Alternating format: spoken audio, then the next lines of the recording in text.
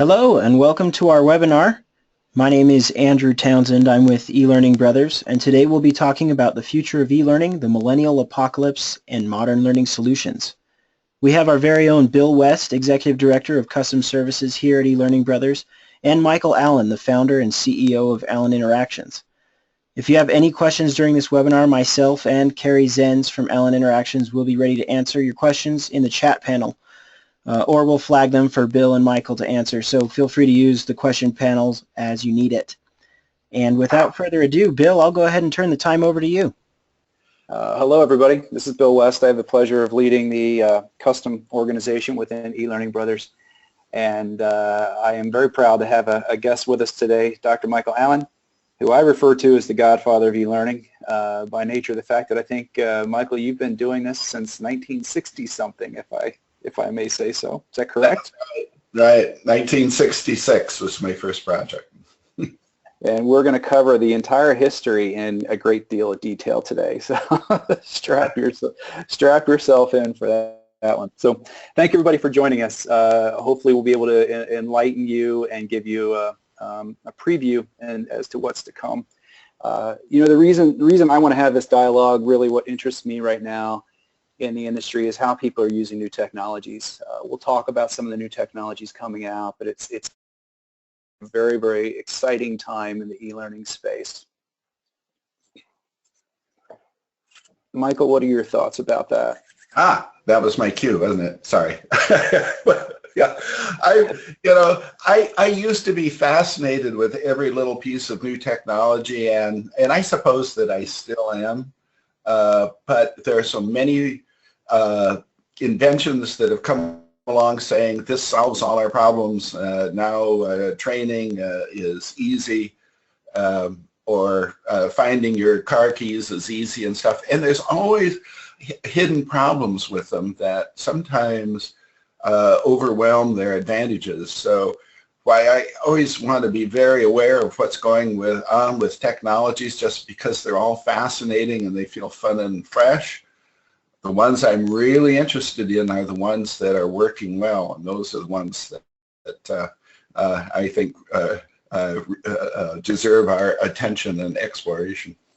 Yeah, very good. I've seen a lot of people trying to use new technologies now with varying degrees of success. So you know, that's why we're here. Let's ask the audience themselves who you are and why you're here, and that will allow Dr. Allen and I to make sure we're tailoring today's presentation to respond to those needs. So Andrew, if you could put the first question up.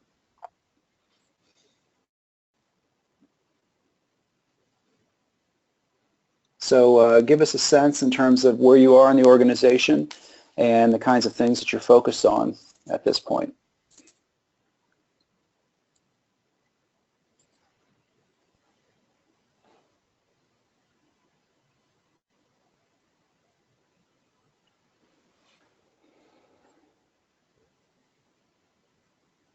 Okay, results are coming in. We have about 80% in right now. Thank you all for voting so quickly. Getting a very large representation from the designers and developers themselves, and I can certainly understand why you guys would be interested in the things going on. So Andrew, maybe we can take a look at the results. So large majority, designers and developers, so we'll talk about some of the new ideas coming out, and I think we're really going to try to get behind the scenes in terms of how to apply these new ideas in a very good way, and nice to see a good representation from the senior managers as well, who I'm sure are quite challenged of trying to figure out what's going to work, what's not going to work, and all this. So how do we go back to the presentation? There we go. The second question then is, so now that we know who you are, let's find out why you're here, what you're currently interested in.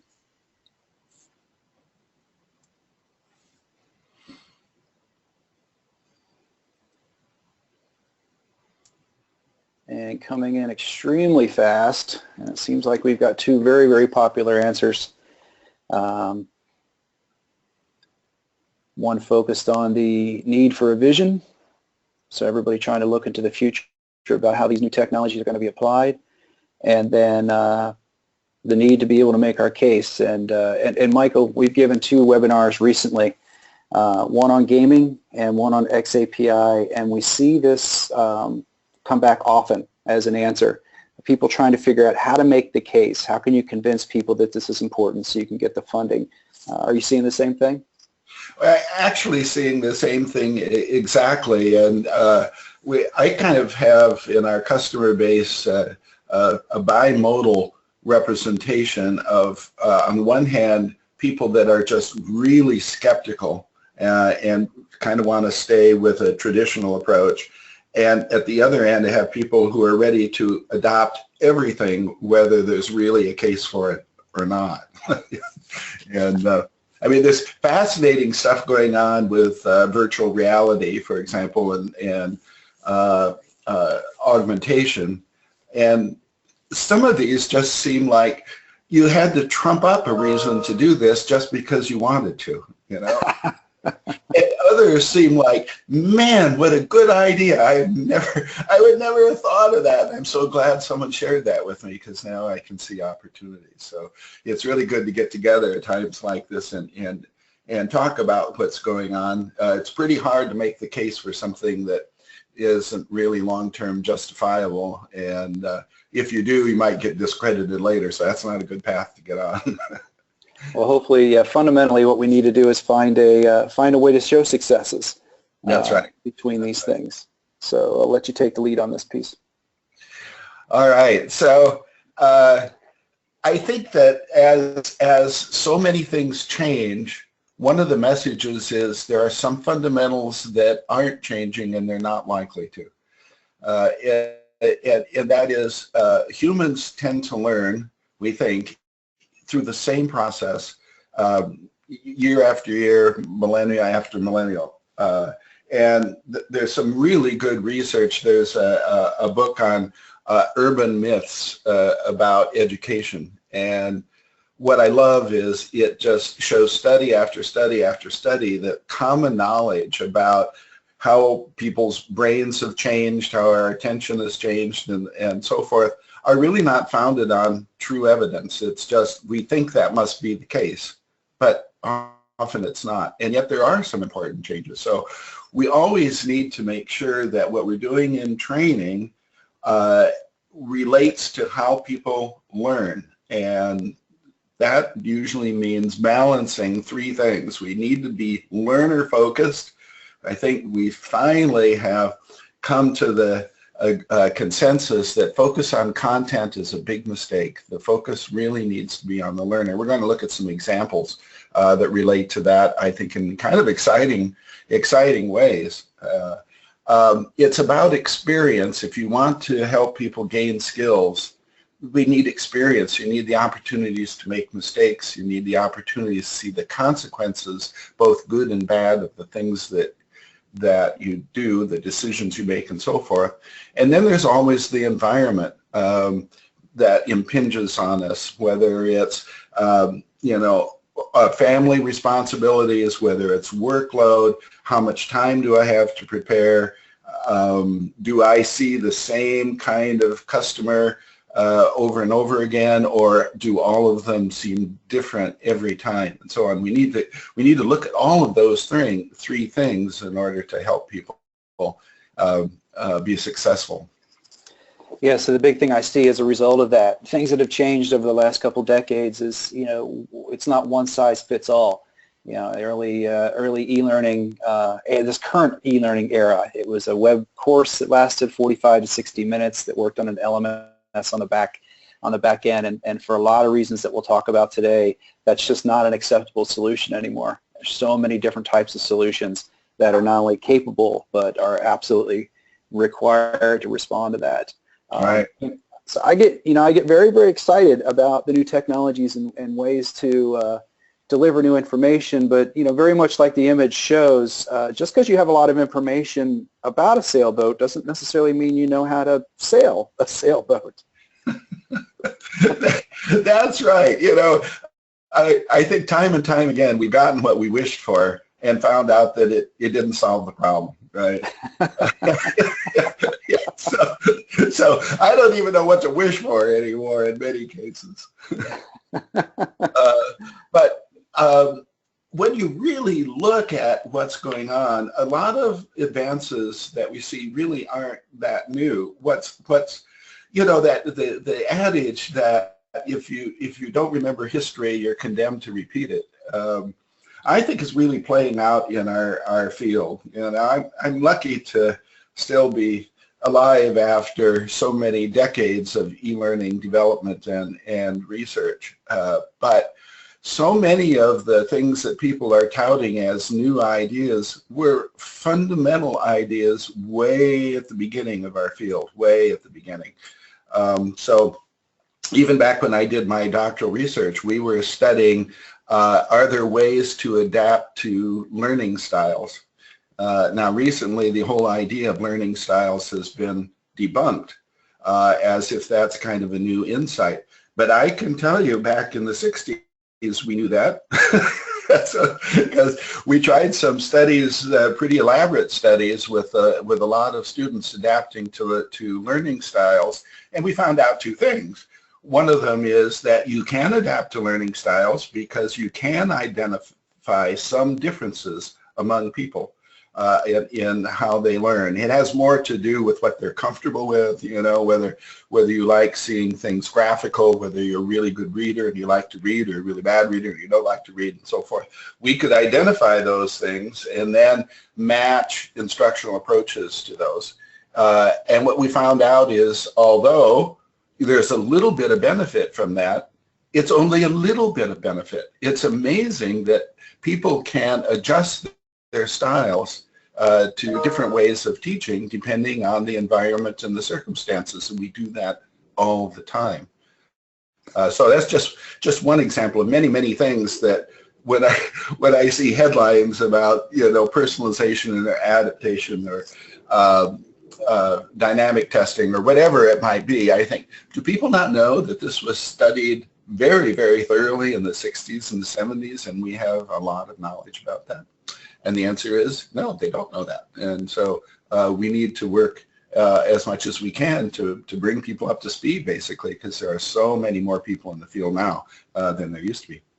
Yeah, and I guess the thing to remember, and we'll harken on this today, is, you know, back then it wasn't available to everybody, right? The first CBT course I ever produced, it was on a mainframe. You couldn't just simply go buy a package and create e-learning. So incredible discipline was required. It typically was only the researchers and the high-end training developers that could even attempt to experiment in the e-learning industry.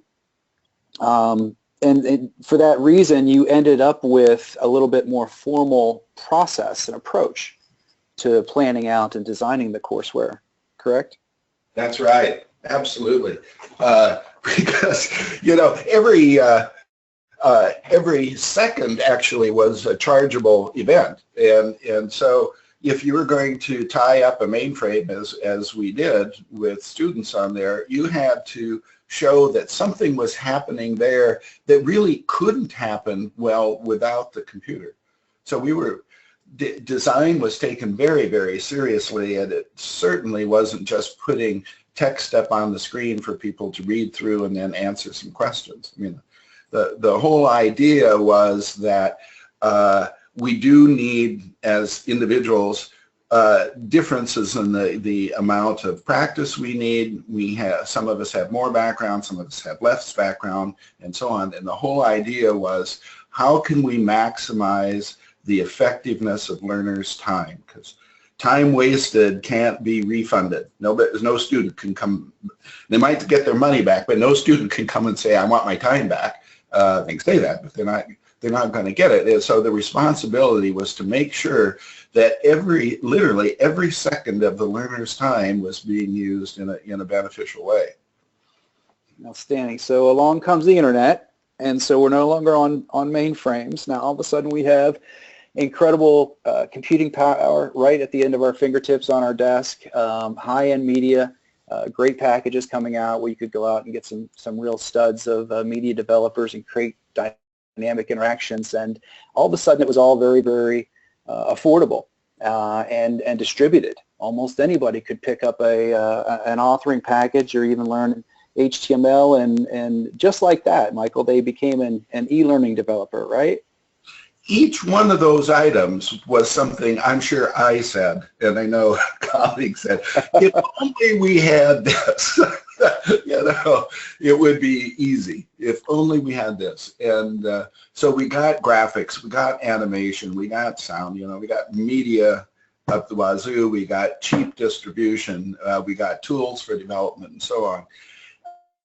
And I think the internet caused us to take a step backward, in fact, because it did solve a lot of these problems, which meant that now people weren't so careful about what they did. And as a result, I can't imagine how many millions of hours of learner time we wasted. You know, a bored learner is not a learning learner, right? Because learners have to do their own learning, and so they need to be engaged. And you know me, all these little phrases, they have to be meaningful, memorable, motivational activities. If any one of those M's is missing, you're wasting their time. And yet we have a lot of people now able to produce what some would call e-learning. I wouldn't probably, but e-learning, and send it out there, and organizations required their employees to take it, or schools required their students to take it. And I, you know, kind of have a sense of guilt about this, because trying to build tools that allow people to develop interactivity and e-learning faster didn't guarantee they were going to build better experiences, and they haven't. So did you just admit that you caused the downturn of e-learning? Is that what I heard? Yeah. You know, I look at it as a comparison. You know, in a classroom environment, the instructor can't hide. You know, the instructor has to engage, has to be effective. They have to read the audience. They have to respond to questions. They're accountable up there in front of everybody. The trick was whether you could create e-learning that was just as effective as that classroom experience. And to some degree, it was very easy for anyone who knew PowerPoint to refer to themselves as an instructional designer and create online slideshows and call it e-learning, and instantly give the practice a bad name. I remember early in the 2000s, as my organization was designing custom solutions, of how many times we had to have that conversation with clients as to whether e-learning really worked or not. Yep. I remember the first time I saw somebody do something in PowerPoint that they called e-learning, and I just didn't even know what to say. Oh my gosh, you just don't get the opportunity here at all, do you?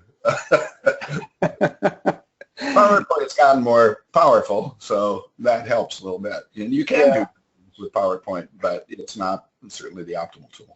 Well, you can, and the authoring tools have evolved as well. But you know, along the path from 2000 to where we stand now, new tools kept popping up. Yeah, this thing called Facebook showed up, and everybody took interest, and then Twitter showed up, and everybody took interest, and we started as learning professionals to take a look at these tools and say, where does this fit? You know, everybody's pretty excited about it. There's a lot of talk. Certainly, we've had a lot of talk about social learning for a long time, trying to figure out exactly how to make it work. Is, you know, this concept of blended solution, did it really expand? This concept of social learning, is it really possible? So the Millennium itself, all of a sudden, these tools showed up, and not only showed up, but Michael, they became a part of our life. Some people can't imagine even not having a Facebook or something like that at the tip of their fingers, like the, you know. Yeah, well, they literally can't remember not having it, I suppose. Yeah. So Don Bitzer, who was the developer of the famous Plato system, one of the early ventures in this space, was brilliant. You know, he patented so many different things that we use today in electronics. Brilliant guy at the University of Illinois. Kept putting more capabilities into the Plato system. And he and I were speaking at a conference one day, and he spoke before me, and he talked about adding all of these capabilities, whether needed or not. And And so we got into a little conversation there in front of everybody, and I said, why aren't you putting into the system the things that we need? And he said, because I don't think you educators know what you need. And yeah, I thought about this for a minute. At first it felt like kind of a slam. Ouch. And he's right about that, because these new capabilities often introduce things that aren't the obvious uses for them at first. In fact, many times the most beneficial uses of new technologies are not the uses for which they were invented. So I'm in the mode of, give me all you got, and I'm going to try to figure out if it's of value or not. Outstanding.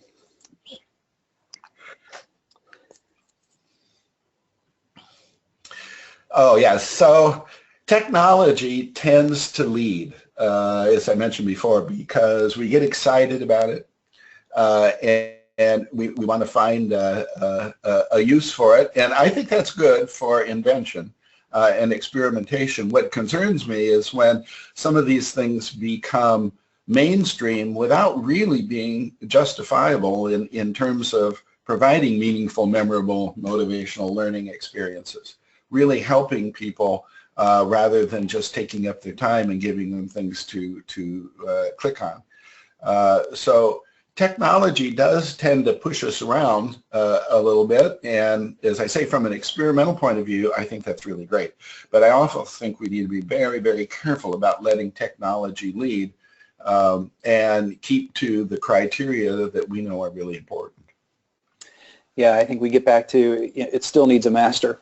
The instructional designer, those learning architects, those people that were so important in the 80s and in the 90s and into the 2000s, who really could take the reins and figure out, first of all, what the learner needed, what was the right solution for that learner, and then determine what the technology should be.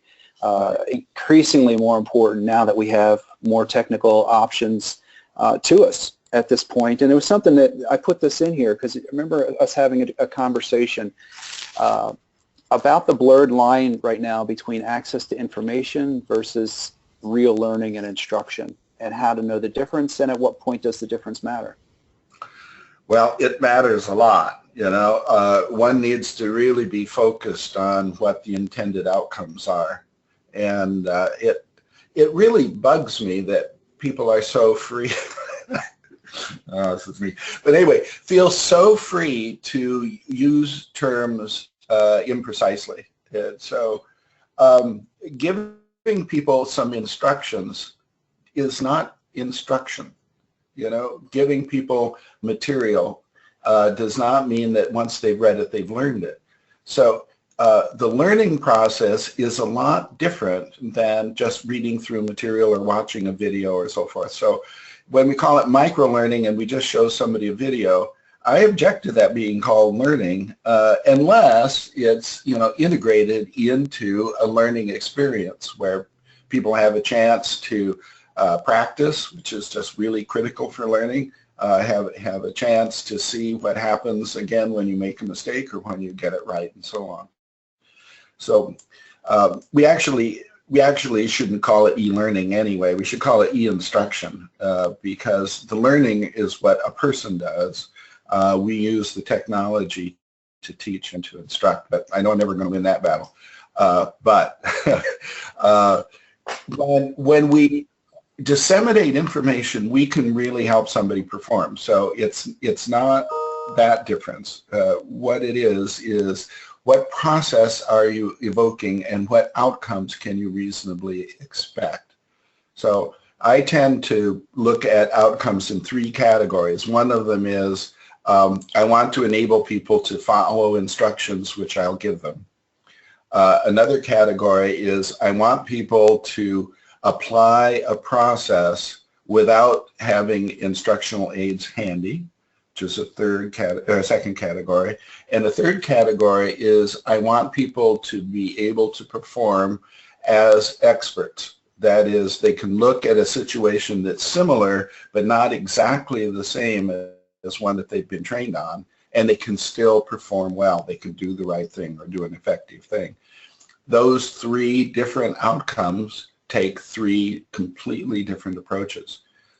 And why I say this is so important is if you expect somebody to perform really well in a complicated situation by just giving them information, they're going to fail and you're going to fail. That's the wrong approach. So let's ask the audience themselves based on this. You know, the millennium, and to the extent millennials. You know, the last millennium brought some really exciting toys to us. We listed those. The millennials are giving us quite a motivation, which is what makes me exciting. You know, we refer to it as a millennial apocalypse, but it's not a bad thing. I was sitting next to somebody who was my age not long ago, and we were talking about what was going on and the whole fact that the patience for a 1-hour learning course that gave you everything you need to know and then you went off and practiced was something where the millennials just had no patience for it. It's not the way we're raised. It's not the way they digest information right now. And she was saying, you know what, we've been saying this for a really long time. It's just that the millennials have a louder voice because there's more of them. So let's see what you're saying. Okay, we love the millennium and all the toys it brings. That's fantastic. There's a lot of enthusiasm, but many unanswered questions. So those really go hand in hand, and hopefully we'll get a chance to answer some of those questions. We do have some cases that we'll show and some examples of some things that we've tried, some things that some partners of ours have tried, some cases that we've seen succeeded that hopefully will give you some insight into some ideas that might work. So the big question is, what is this? You know, the third question was our jobs are hard enough with all of this. And so, so what is this? And so I'm going to show you a diagram. This ecosystem, I started crowdsourcing this a while back because I asked this question myself, just trying to get my hands around all the different things that are possible. How do they fit together? So I crowdsourced this. I reached out to lots of colleagues of mine, and we bantered about, and we worked on a model. And this is what it looks like today. And honestly, I think once a week I revisit this diagram and modify it to try to figure out where things lead. But what it's showing is that the ecosystem continues to expand, whereas not long ago it was an online course made with a variety of authoring systems or possibly just simply HTML, delivering some content and with an LMS on the back end, if that. Some organizations simply had the intranet server on the back end. It was a very simple environment, and maybe you had the talent to put some animations or even video in there. But now there's so many more choices to deliver content, and we're seeing new technologies come out, such as the learning record stores and XAPI, which are very, very exciting because now we can tie things to analytics and people's actual competencies, so we can push up, Bloom's ladder a little bit farther up, and then some really outstanding technologies like virtual reality and concepts like augmented reality that we can start to leverage. But I think what we're saying here is that while it continues to expand with these new tools and options, one of the things I've heard you say, Michael, is it still needs to all be designed together. You can't just sort of patch it together. Right. Again, it's overwhelming, I think, if you don't let your outcomes lead you as to what I always say. We need to work backwards. So even in designing an instructional design, my first question is, what is the last thing you want your learner doing before you say you've done your job? What's the very last thing? And then how do you allow them to demonstrate that to you? And then you back up from there. So what would be the last thing I'd want to do before I'd expect they would be able to demonstrate this to me? And you work all the way back to where you expect your learner's starting point is. So there may be lots of different starting points. And that will help you decide which of these many, many tools are important. You can't use them all. and they sometimes conflict with each other. But the purpose is not to use the technology. The purpose is to achieve the outcome. So it was always a professional undertaking, but I think it's even more so now.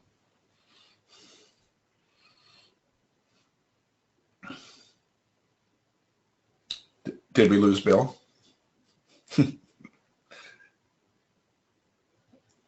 Andrew, I don't see the... Bill, are you there? Yeah, I don't see the panel anymore. Looks like Bill is still presenting. Layered incremental. There he is. Layered incremental adapted. Are we still here?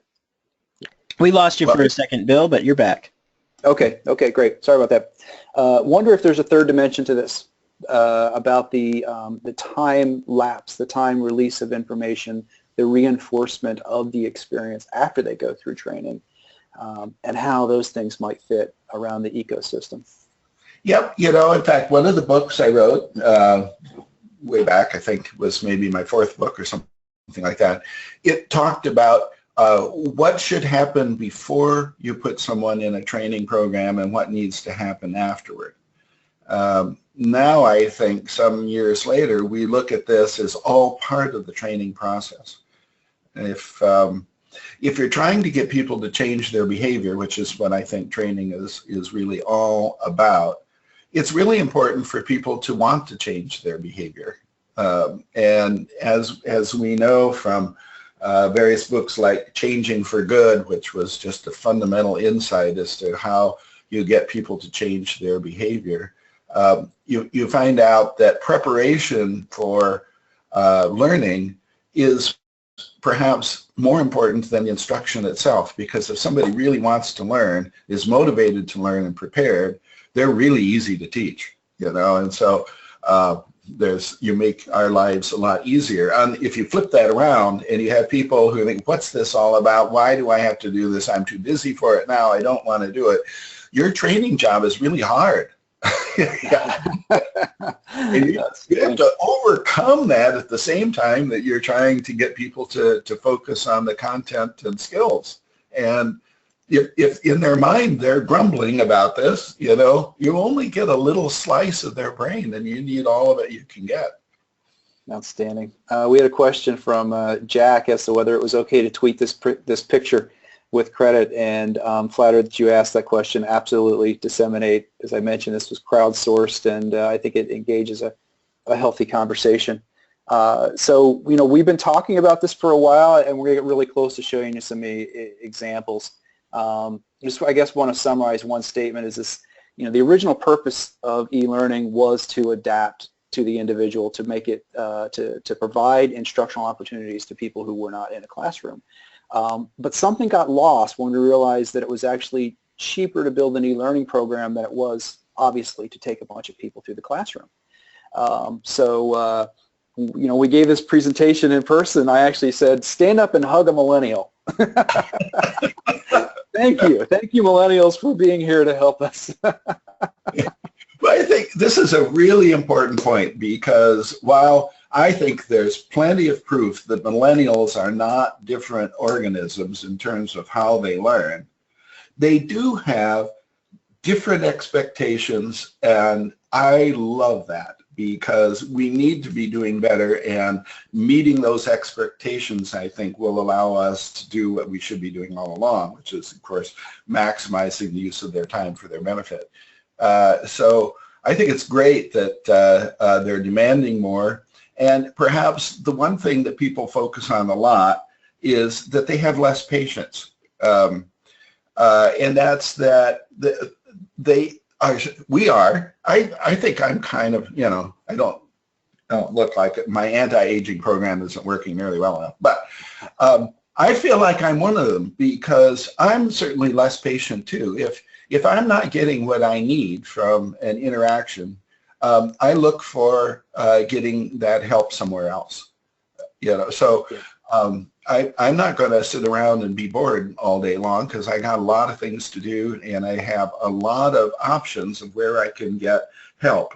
It better be good and get me involved right away. It better serve my needs, or else I'm out of here. And Yeah. I think it's just great that we have that kind of a demanding audience, because we need to, if we're doing our jobs, we need to meet those expectations. And it does put higher demands on the training organization, and they do need to find a way to incorporate this into their vision and their plan. You know, the millennials grew up in this environment. We've learned it very quickly. If you download an app to your iPhone, in a very short period of time, you will decide if that app is useful or if you don't like it. And if you don't like it, you'll delete it and you'll go find a different app. And I think they bring that same attitude towards the training. The training's not meeting their immediate needs. They just are not going to take it. They will go find that information someplace else.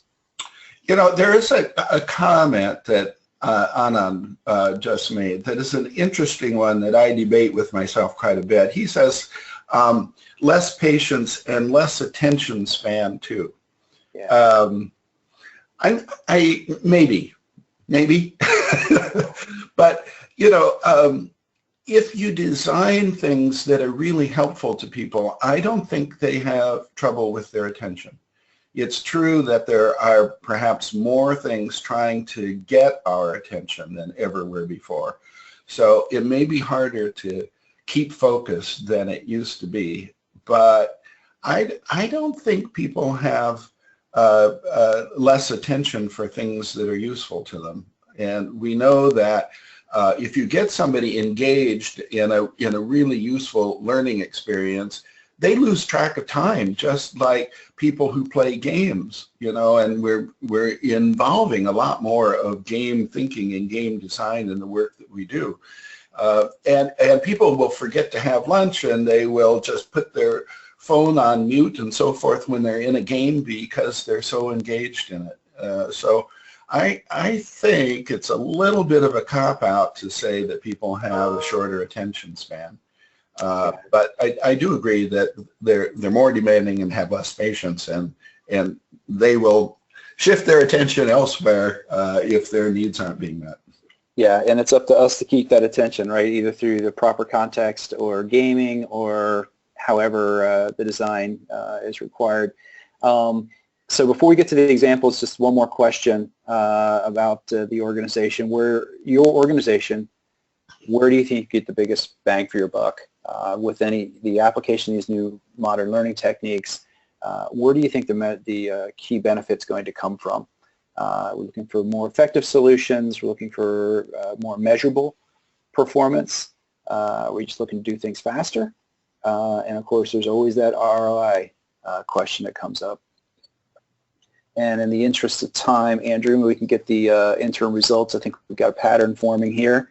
More effective learning solutions and more measurable performance improvements.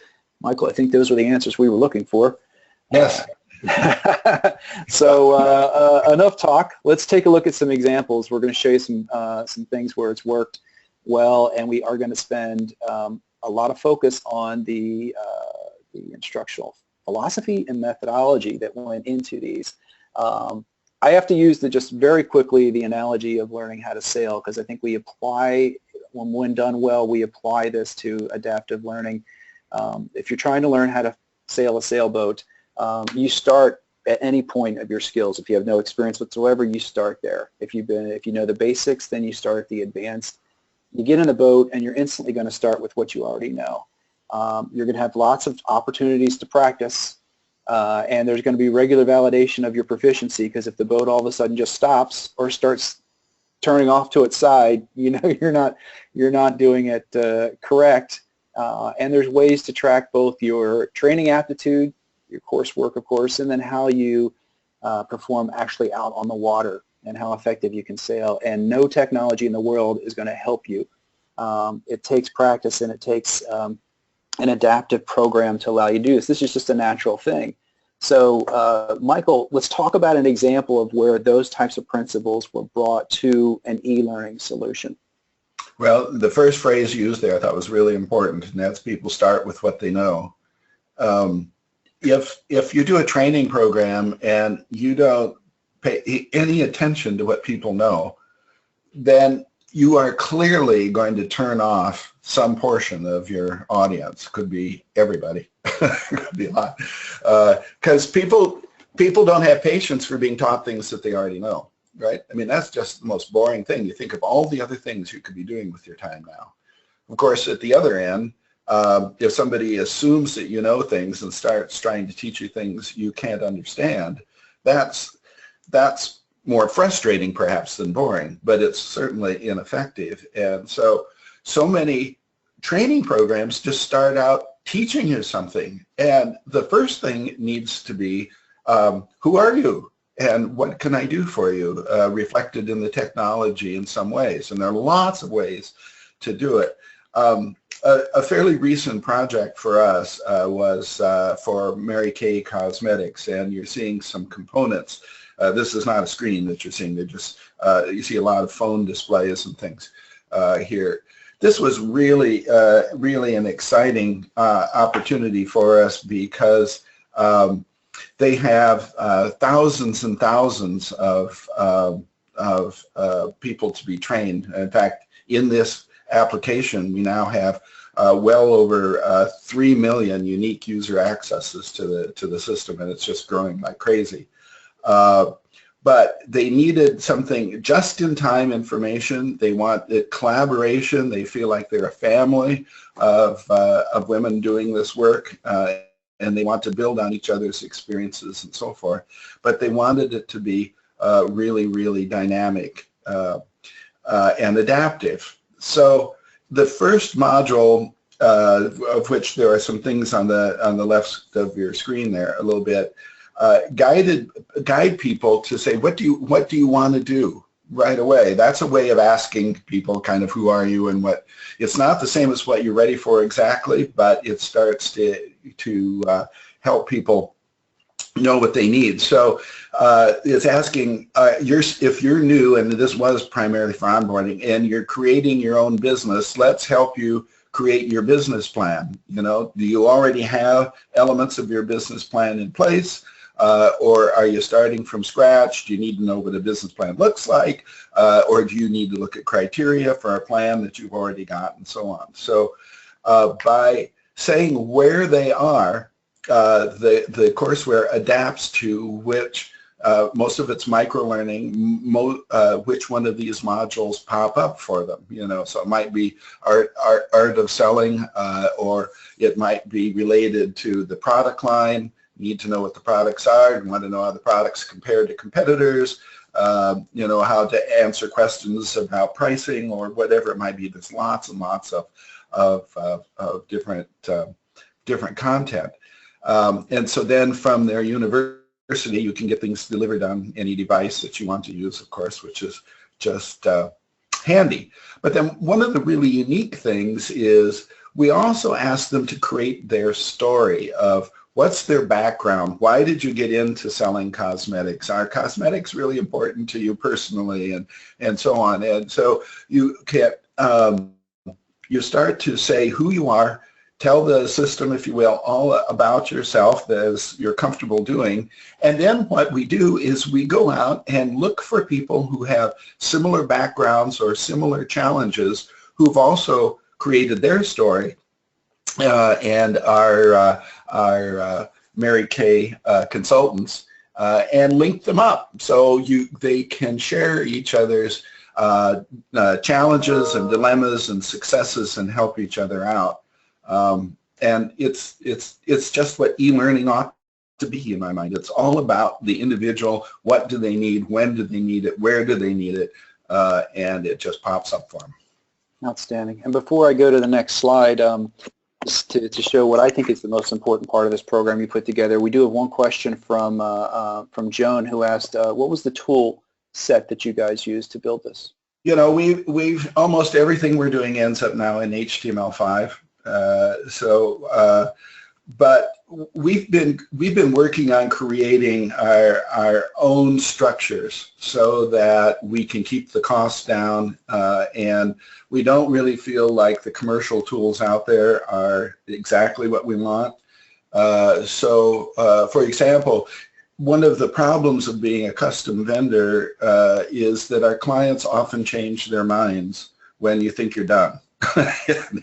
And come back and things change for clients. So I'm not trying to be mean to their clients, but their products change, their pricing changes, they have a new slogan, they decide that they don't want to present a problem in the same way, and so on. So what we are doing is we are externalizing all of the content in Google Docs in external structures read by our HTML5 technology that allows the client to make lots of changes all on their own without having to engage us whatsoever. So we just build the foundation for them after doing the analysis. The analysis is really the important thing of trying to figure out what it is should be done for this audience, for these performance outcomes, and then we build it.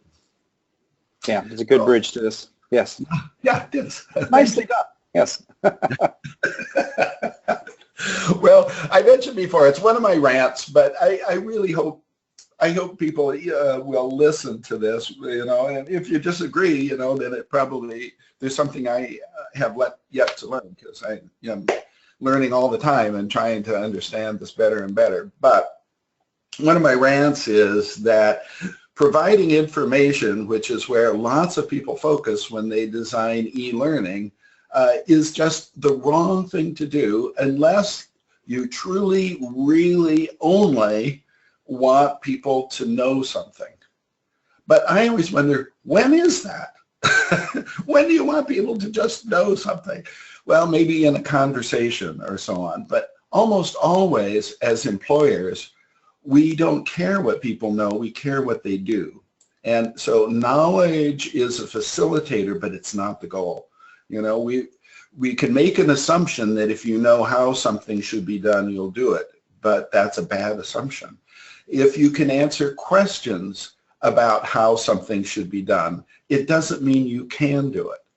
So we're all, as much as possible, I think, needing to focus on performance skills. And so we go about it differently. If we're just focused on knowledge, and quizzes at the end and so forth, the things that just kind of make me gag, then we're going to be really concerned about organizing the content and making sure it's complete and it's accurate, thorough kind of thing, and that it's available to people wherever they might be. And we should at least be concerned about using the appropriate media for that transmission. But in general, I think that's a thing we should do as part of helping people develop performance skills. And if that's what we're trying to do, then you go about it completely differently. Then I think the CCAF model, where it's context, challenge, activity, and feedback, are really the essential components. And that's that you need to put somebody in a situation and give them a challenge. It's a difficult buyer, or it's a complex medical case, or whatever it is we're trying to teach. We need to challenge people and then give them the ability to act in a way that's representative of what they'll really do. Now, of course, most of the activities we have are mouse manipulations or gestures and so on, but still, what information will they and won't they have when they're really performing? You start with giving people more information than they will have, and you fade that away eventually so that they have to perform in a context, in a situation, just as they'll likely have. And then you have to have feedback. Now, there's various kinds of feedback. The kind of feedback that I think is most important is a memorable consequence. So you show the building blows up, or you lose the account, or your firm is sued for various violations or whatever it might be. Those things tend to be really memorable and help you develop skills that stay with you.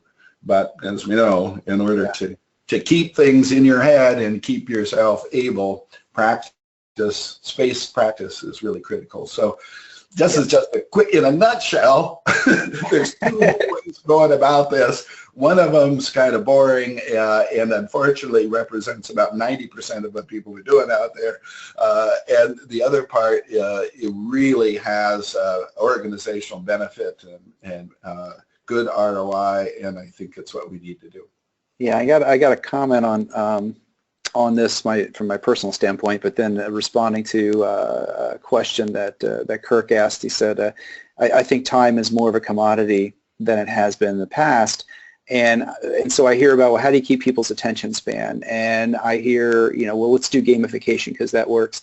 But I think it comes down to context being the most important one. If it's the information I need, if it's the instruction I need right now for what I'm trying to do, then I am going to pay attention. I am going to get engaged no matter what format it's in.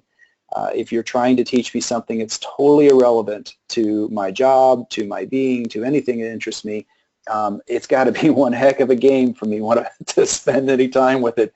So for me, context is critical for trying to address some of the questions everybody has, and not enough time is spent thinking about it. And the ability to get access to information just in time at any time, that just reinforces context, doesn't it? I need it now, I'm going to get it now, and I'm going to pay attention because it's useful now.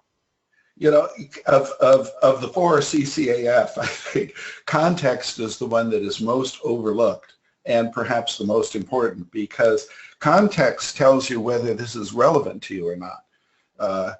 If lots of times there's no context, we're going to teach you the 10 most important principles of selling. So, well, what's the context beyond selling? I mean, am I going to be in these situations that these 10 things apply to or not? So in order to get engagement, you need to start with a context that people say, oh yeah, I worry about whether I can perform in those kinds of situations. Then I always ask people, when are your learners most attentive? And I think it's a good question to ask yourself. We don't have much time, so I'll tell you what I think the answer is. The answer is when you perceive that you're at risk. Because when you feel like you might fail, when you might cause something to go badly or so forth, you start thinking, what are all of my options? And what would be the consequences of my picking one of those options, each one of those? And then I'm going to hope that the one that I'm picking is going to pay off the best. Well, if your mind is thinking about that, you are, you are ready to learn. You are so receptive now to say, for somebody to show you, here's what happens when you take this option versus this is what happens when you take that option. And now people forget about, I was going to go shopping this morning and I ran out of time and so forth. They're really focused on what's going on here. So you are right, I think, to really talk about content. Yeah. I want to use this slide. I know it's your slide, but I want to use the slide to cue up the next case, because the things that stand out to me in this one is the practical spacing of learning events and the mixing of technologies throughout that, as opposed to one big event. And I think that's what you're trying to represent here is learning a piece at a time as I need it through a variety of technologies to get to a destination. Yeah, and I did mention this a little bit earlier too, that if people don't have a positive attitude about learning, you've got a lot more work when you're going to actually launch into instruction. And so some informal learning events can really be helpful, some micro-learning things, some little games that can introduce why this topic is important and interesting can really, really be helpful. At the same time, after people have learned the basic skills, they've got to keep them fresh. And one of the most important things to do is to have follow-up afterward, so that everybody around you is supportive as well. Very often people do training just of the workers and not the supervisors. The supervisors don't really know quite what happened in training, and so they don't support the training directly, and so the training turns out to be pretty ineffective and so on. So the whole ecosystem of learning really, really is important, and different technologies help us fit into the workflow in practical ways.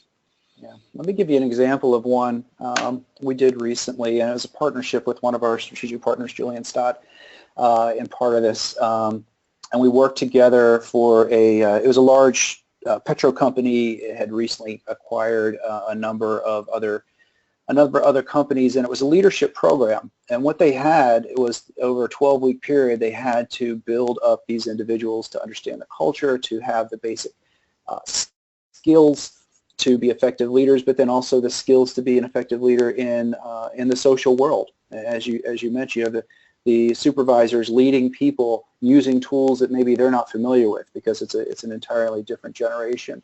And so what we did was a scaffold approach here where the start of the curriculum started with a series of micro-learning events, online events, to build up the basic foundation that they would need for the formal training, which in this case was actually a workshop. As much as we talk about e-learning, I think there's still a role for classroom training. There's going to be certain things that only work well in a formal setting. So we overlaid the online with the classroom-based program over 12 weeks. And one of the things that I thought was really inspirational through this is we used social communities as well. So as each of the groups began, and I think we did 10, 15 people at a time, they were all part of a cohort, and they would go through this 12-week journey together. And the cohort would be mixed. They wouldn't all necessarily be in the same geographic region or even in the same functional area, but it was their support group throughout the 12 weeks. One of the things, you'd mentioned this earlier, that we had to teach ahead of time was storytelling. In the Mary Kay, you had the I story. We found out that, we realized that skill was so important to be effective in a social environment, was how to tell your story and how to communicate with other people. It was highly effective, and I'm going to ask your comment on that, but I do want to do the one preface about the social learning is people talk about, well, I'll set up this community, I'll set up this group. I think the communities worked exceptionally well, but after that 12th week, when the context was done and people are out of the program, the communities, they die out when they no longer have a direct purpose. Have you seen that? Yeah, for sure.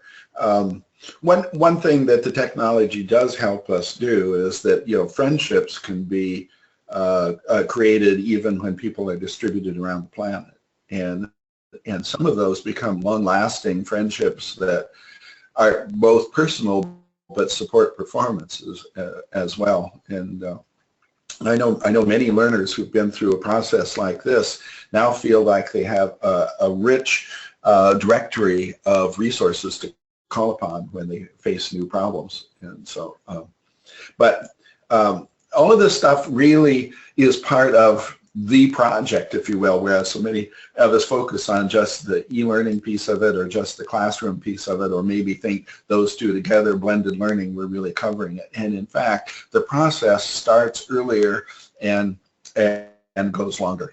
Yeah, I got to say, and we're running short on time to dig into the methodology, but once again, it all comes back down to having a formal methodology for design and how so many groups don't. We did a webinar just 2 weeks ago on games and gamification. It is available online for our listeners. We unfortunately won't have a time to get into this, but the thought being in this is that there's so many different ways to do a game.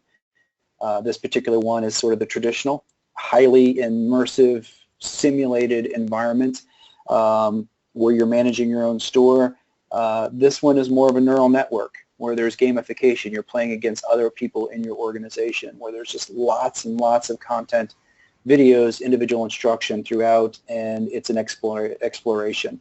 And the more you complete, the more you get to do, and the more you do, the higher your score. And I do wish we had more time to talk in depth about it, but we come to the summary. I think this is a really amazing opportunity. I think e-learning has gone from just electronic to exciting, as I've said before, because of all these new technologies.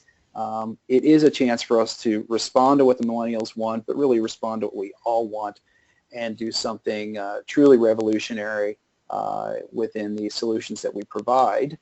However,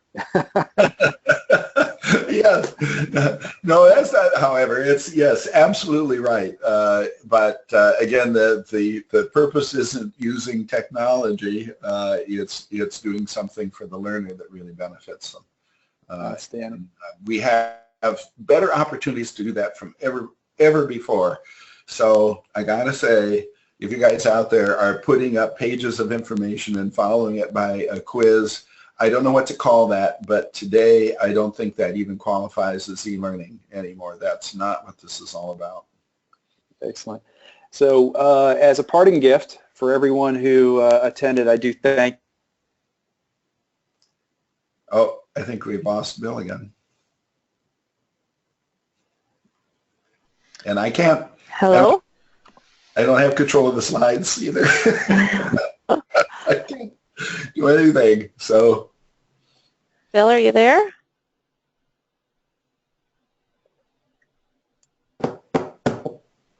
so we have website. Wait.